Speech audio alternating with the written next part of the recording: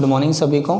जैसा कि आप थंबनेल में देख रहे हो कि जो जीएससी की जो अपनी एग्ज़ाम हुई थी आरएसएसबी ने करवाई थी, उसको कहीं ना कहीं उसमें लेवल जो है थोड़ा अच्छा आता है।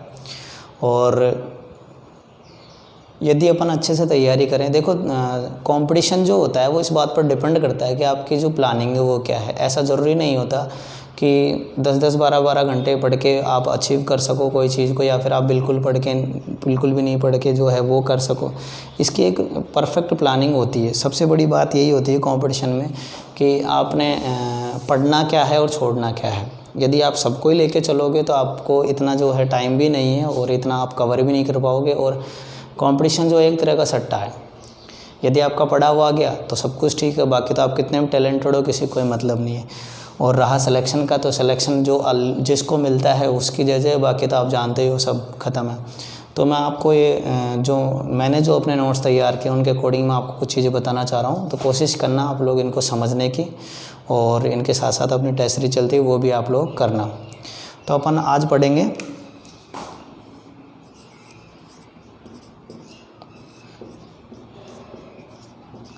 खारे पानी की झीलें। ठीक है, तो खारे पानी की जो झीलें हैं, तो आप यदि खारे पानी की झीलें याद कर लोगे तो बाकी जो बचेगी वो किसकी रहेगी? मीठे पानी की रहेगी। जैसे हम झीलों की बात करते हैं, झीलें जो है वो दो तरह की हो गई, एक खारे पानी की और दूसरी हो गई मीठे पानी की।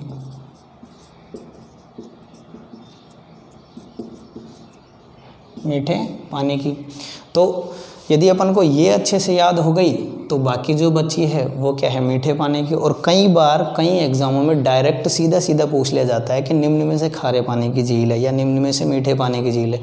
तो ये चीज़ आप लोगों को आनी चाहिए। तो आपको जैसे सबको पता है, एक ट्रिक है जो मैं बता रहा हूँ, आप लोगों को भी शायद आती होगी, फिर भी कोशिश करना।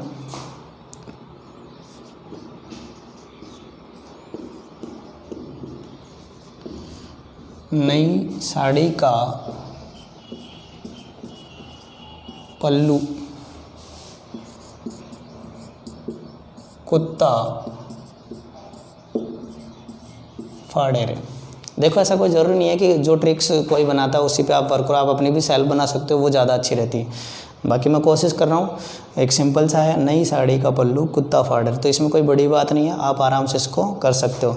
तो नई जो है इसमें आप जो है आराम से समझ सकते हो कि नावा झील है, नई से नावा झील। साड़ी में से आपके जो है सांभर झील, सांभर झील हो गई। डी से जो है आपके डिडवाना हो गई।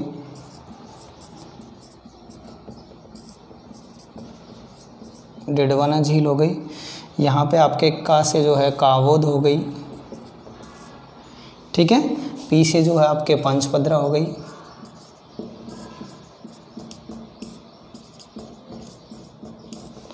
ठीक है, और जो लू है आपका, उससे जो है लूण कसर हो गई, लूण करण सर। ठीक है, और आपके जो ये है कि कू से हो गई आपकी कुचामन, कुचामन हो गई। ठीक है, और आपके ये हो गई फलोदी, फलोदी प्लस थोड़ा बापी भी यहाँ पर याद कर लेना। ठीक है, और रे से आपके रेवासा। ठीक है, डे से भी आपके डेगाना हो सकती है।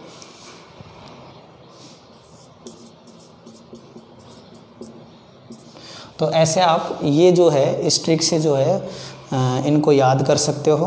2-4 और बची है इसके अलावा, बाकी वो छोटी छोटी है। मेन यही है, इनको अक्सर पूछा जाता है।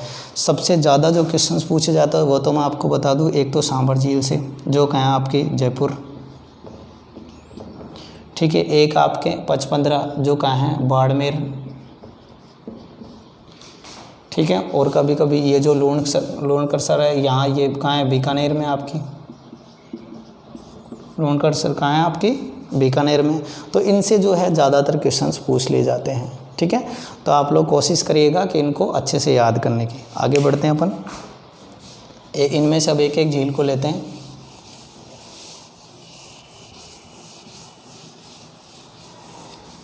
देखिए सबसे पहले हम बात करते हैं सांभर झील की।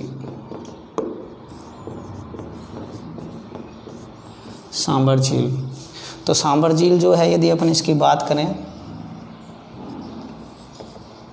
ठीक है, तो बेसिकली सांभर झील जो है ना वो 3 डिस्ट्रिक्टों में फैली हुई है। ठीक है, जैसे अपन बात करते ये हो गया आपका जयपुर, ठीक है, ये हो गया आपका अजमेर,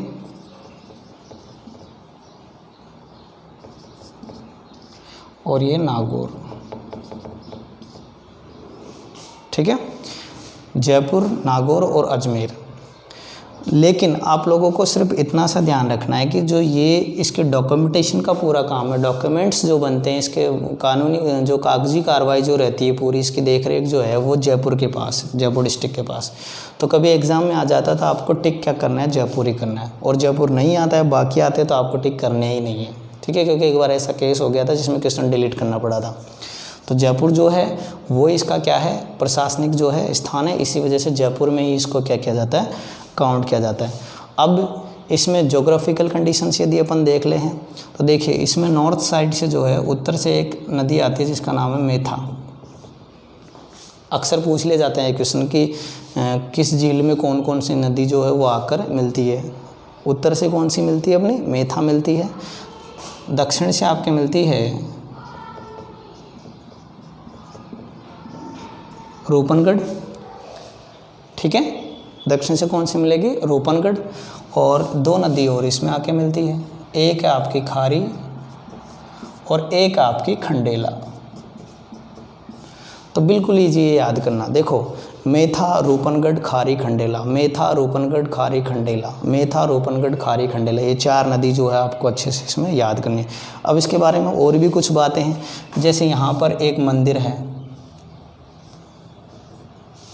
ठीक है, जो किसका है, शाकंभरी माता का।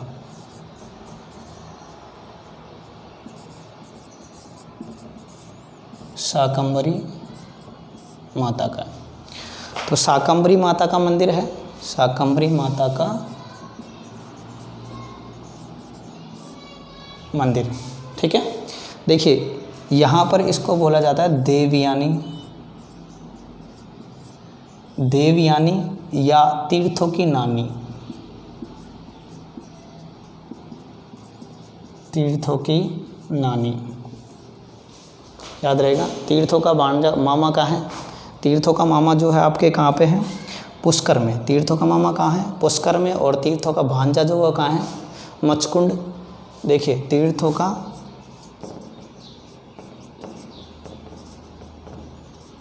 मामा कहाँ है, पुष्कर। ये कहाँ है, अजमेर। ये कहाँ पे है, अजमेर। और यदि अपन बात करें तीर्थों के भांजे की, तीर्थों का भांजा, तो ये कहाँ होता है, ये कहाँ है, मचकुंड। मचकुंड कहाँ पे है, धौलपुर।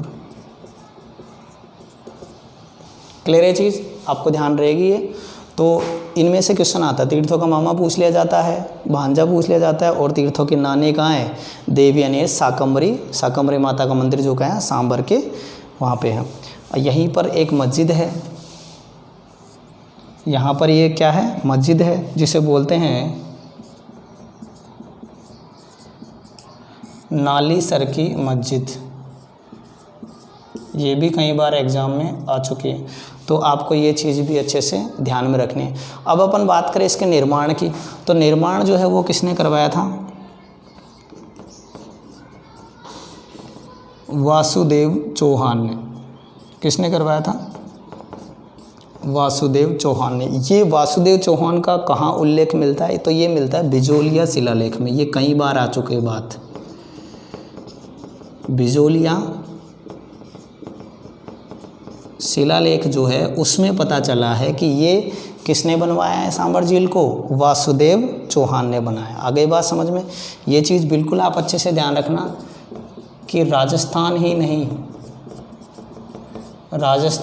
नहीं, ये भारत की भी सबसे बड़ी खारे पानी की झील है।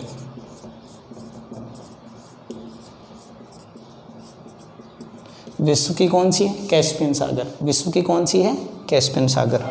अब अपन बात करें कि इसकी जो यदि बड़ी है तो इसका क्षेत्रफल भी काफ़ी बड़ा होगा, तो क्षेत्रफल वाकई इसका बड़ा है। यदि अपन इसकी लंबाई की बात करें, तो वो लगभग 32 किलोमीटर है। लंबाई जो है इसकी लगभग 32 किलोमीटर है और इसकी चौड़ाई जो है वो लगभग 3 से 12 किलोमीटर इसकी चौड़ाई है। लंबाई कितनी है इसकी? 32 किलोमीटर और इसकी चौड़ाई कितनी है? 3 से 12 किलोमीटर। ये चीज़ आप लोगों को ध्यान में रखनी है। एक बहुत महत्वपूर्ण क्वेश्चन जो इससे आता है वो है, इसको रामसर साइट घोषित किया गया है। रामसर साइट क्या है? नम भूमि के संरक्षण के लिए जो अभियान चलाया गया है, वो वहाँ जो उस संरक्षण के लिए जो स्थान बनाया जाता है उसे बोला जाता है रामसर साइट। और ये रामसर साइट ये बना है 1990 में। कब बना है ये? 1990 में इसको जो है क्या घोषित कर दिया गया? रामसर साइट के नाम से घोषित कर दिया गया। अब इसमें और चीज़ देख लेते हैं कि इसका जो नमक है, वो नमक यहाँ पर कितना उत्पादित होता है। तो यहाँ नमक होता है, आप बोल सकते हो भारत का 12% और राजस्थान का व भारत का 8.7% नमक उत्पादन यहीं पर होता है। ठीक है, भारत का 12% और भारत और राजस्थान का 8.7% जो नमक है वो उत्पादित यहीं पे होता है। तो सबसे बड़ी बात अपन को ध्यान में रखनी है कि एक तो यहाँ पर रामसर साइट जो है इसका क्वेश्चन अक्सर पूछा जाता है। और भी जगह है यहाँ पे, एक जगह यहाँ पे ये है कि अकबर व जोधा की विवाह स्थली,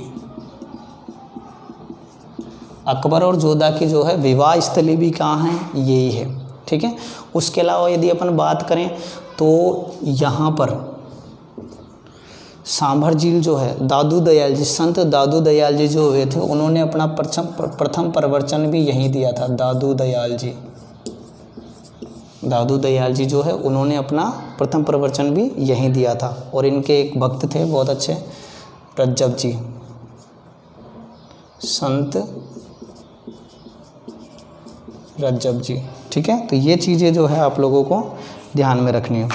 अब इनके अलावा यदि साइंस की अपन बात करें तो साइंस के क्षेत्र में यहाँ एक वर्ड पूछा जाता है साइंस के अकॉर्डिंग। यहाँ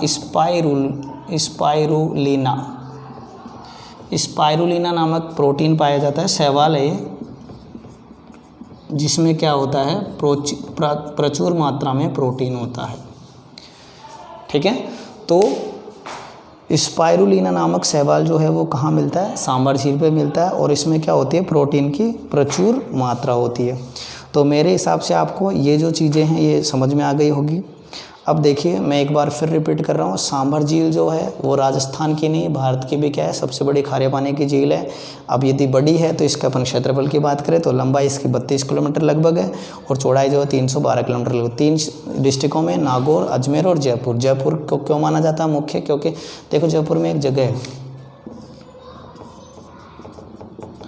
फुलेरा रेलवे स्टेशन, इसके करीब जो है ये उपस्थित है। तो यहाँ पर ये जयपुर में क्या है? इसका डॉक्यूमेंटेशन का पूरा काम होता है, कागजी कार्रवाई कहाँ होती है? जयपुर में है। तो ये 3 डिस्ट्रिक्टों में, लेकिन इसको गिना किस में जाता है? जयपुर में। यदि आपको एग्जाम में आता है तो आपको किसको टिक करना है? जयपुर को। उसके बाद इसमें 3 नदी गिरती है, मेथा, रूपनगढ़, खारी और खंडेला। मेथा, रूपनगढ़, खारी और खंडेला। नालीसर की मस्जिद है यहीं पर। शाकंभरी माता का मंदिर है जिसे हम क्या बोलते हैं? देवयानी या तीर्थों की रानी। अकबर जोधा की विवाह स्थली है। संत दादू ने अपना प्रथम प्रवचन जो है वो यहीं दिया था। बिजोलिया शिलालेख के अनुसार इसके निर्माता कौन है? वासुदेव चौहान है। भारत का कितना बनाता है? 12% और राजस्थान का और भारत का कितना बनाता है? 8 से 7%। और सबसे बड़ी बात, रामसर साइट जो है यहाँ पर 1990 में विकसित की गई थी। और भी बहुत सी बातें इसके बारे में, जैसे हिंदुस्तान सॉल्ट्स लिमिटेड जो है उसकी यहाँ पर स्थापना की गई। हिंदुस्तान सॉल्ट्स लिमिटेड, ठीक है, 1964 में इसकी स्थापना की गई थी यहाँ पर। तो इस चीज़ का भी आप ध्यान रखना। और इसकी खासियत सबसे बड़ी बात ये है कि इसका जो तल है, इसका जो तली है वो समुद्र तल से नीचा है, समुद्र तल से नीचा है, ठीक है। और रियासत काल की बात करें तो रियासत काल में जयपुर और जोधपुर दोनों रियासतों का, किस किस का, जयपुर व जोधपुर दोनों का इसके नमक पर क्या था, अधिकार था। दोनों का नमक पर साझा अधिकार था, नमक पर साझा अधिकार था। तो इस तरह अपन ने इसकी सांभर झील की जो है वो सारी डिटेल्स पढ़ी है। और दोस्तों मैं आपको एक बात बता दूं कि इसमें से यदि आपका ये भी कंप्लीट है, देखो आपको ज्ञानी नहीं बनना है बहुत बड़ा, आपको मेन चीज़ों से मतलब है कि एक्चुअल में एग्ज़ाम में आता क्या है। मैं डैम श्योर हूँ इस चीज़ के लिए कि आप इन चीज़ों को अच्छे से पढ़ोगे तो आपके आने वाले एग्ज़ाम, चाहे आपकी कांस्टेबल हो, चाहे फिर आपकी रीट हो, चाहे फिर आपकी पटवारी हो, या फिर आपकी डी ग्रेड की हो हाई कोर्ट वाली, किसी भी एग्ज़ाम में आपका 101% इसमें से क्वेश्चंस ज़रूर मिलेंगे, ठीक है। तो प्लीज़ आप लोग इसको ढंग से पढ़ें और इसके नोट्स बनाएं और चैनल को लाइक करें, सब्सक्राइब करें और शेयर करें ताकि ज़्यादा से ज़्यादा बच्चों को इसका बेनिफिट मिल सके। देखो मैं तो अपने जो एक्सपीरियंस है वो आप लोगों को बता रहा हूँ। वैसे तो केमिस्ट्री है मेरा मेन सब्जेक्ट, जैसा कि आप मेरे चैनल पे देख रहे हो, क्योंकि मैं तो केमिस्ट्री से हूँ और केमिस्ट्री पढ़ाता हूँ मैं। बाकी ये है कि जिस तरह से मैंने स्ट्रेटजी की, जिस तरह से प्लानिंग की और जिस तरह से आप देख रहे हो रिज़ल्ट मेरे को मिला, तो मैं सोच रहा था कि उस रिज़ल्ट को आप लोगों के साथ शेयर करूँ कि मैं किस तरह से प्लानिंग कर रहा हूँ और किस तरह से पढ़ाई कर रहा हूँ। हो सकता है कि मेरी प्लानिंग से जो है कुछ बच्चे जो है वो सक्सेस हो जाए, तो उसके लिए मेरे को बहुत अच्छा लगेगा कि मेरी प्लानिंग की वजह से कोई बच्चा जो है वो सक्सेस हुआ है। थैंक यू दोस्तों, नेक्स्ट आगे पढ़ेंगे।